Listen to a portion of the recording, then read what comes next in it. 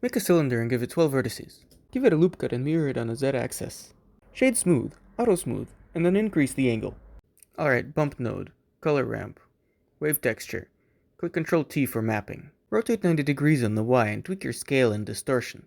Give your color ramp 50 shades of gray and make it smooth.